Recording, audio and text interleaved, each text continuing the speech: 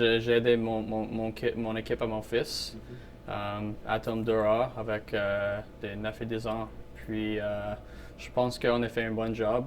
On a perdu en prolongation au final des séries. Alors, je pense qu'on a pris une équipe qui était au milieu du pack, puis on a presque gagné le championship. Alors, pour moi, c'était une très bonne expérience. Amener ça, la communication, parler aux joueurs, les jeunes.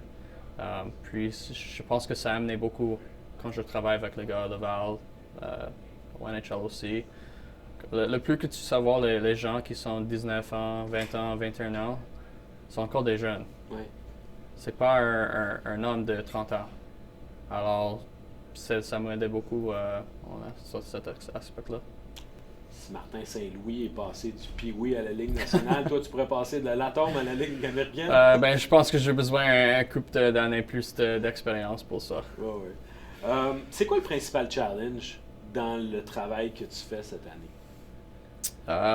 Juste le temps, honnêtement, le temps. Tu peux travailler 12 heures par jour, tu peux travailler 1 heure. Il n'y a pas comme un script, comme un joueur que, OK, maintenant tu pratiques à 9 heures, ton workout c'est à 11, tu fais ça, tu fais ça, tu fais ça. C'est un challenge de tu contrôles tout ce que tu fais. Puis je parle au coach, je parle au gars de développement, je vais au game, je parle avec Kent, Jeff. Alors, j'essaie d'amener toutes les choses pour voir qu'est-ce qu'il veut dans un joueur. Alors ça, c'est un peu le challenge là.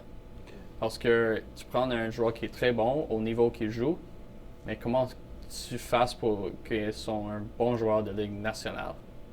Puis, des fois, tu sais même pas comment faire. Tu juste fais des petites choses, des petits détails. Tu regardes beaucoup un joueur pour un game. Alors, tu essaies pas de regarder la rondelle. Tu juste regardes un joueur pour une période. Juste voir qu'est-ce qu'il fait, où il va.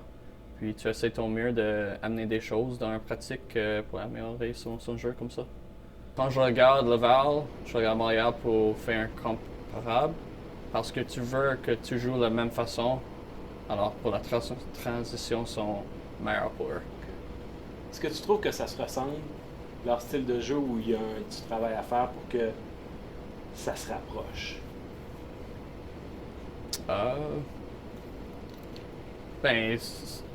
C'est le même système de jeu, mais c'est pas le même joueur. C'est pas. C'est dur de dire toutes les idées dans ma tête, mais il n'y a pas un Nick Suzuki à Laval. Il n'y a pas un Cole Caulfield à Laval. Il n'y a pas un Mike Madison à Laval. On veut qu'ils jouent comme eux, mais ils ne sont pas comme eux. Tu comprends? Alors, tu regardes beaucoup qu'est-ce qu'il fait, tu amènes à eux à Laval, mais c'est pas le même. Ça va jamais le même. Et honnêtement, c'est un peu dur ici, parce que c'est comme bizarre un peu.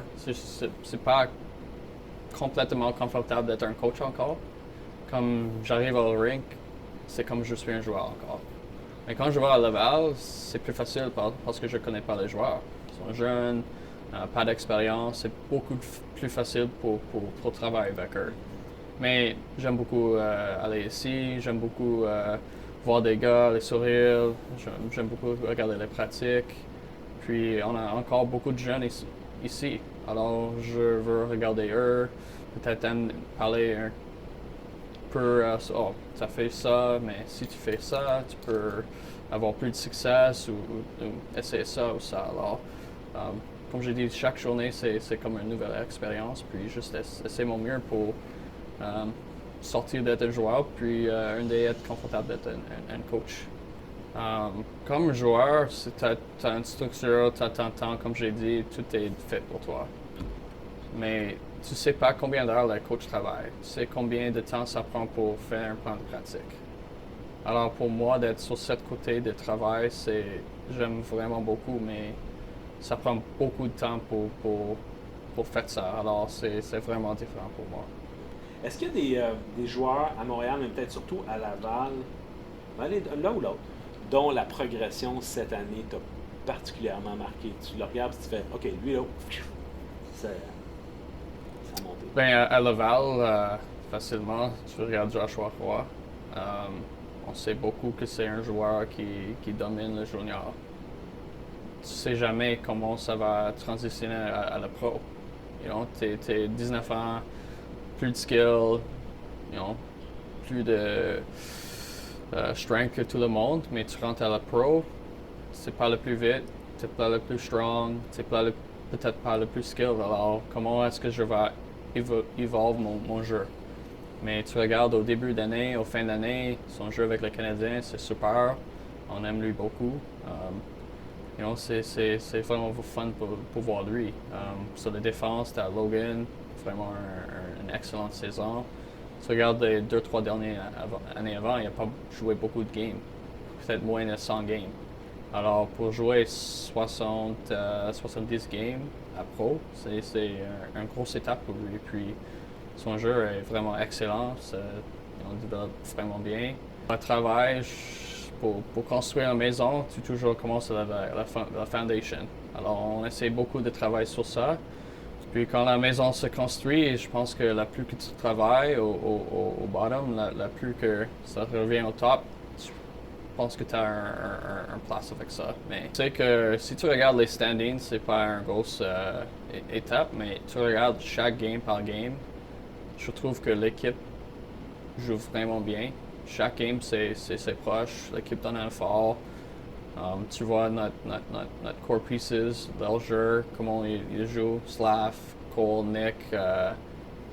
Je pense que ça nous donne beaucoup de confiance pour l'année prochaine. On a beaucoup de jeunes encore qui vont continuer de donner d'aide aux eux, mais je regarde l'équipe et je vois qu'on n'est pas trop loin. Je pense que ça va mieux que tout le monde pense que ça va.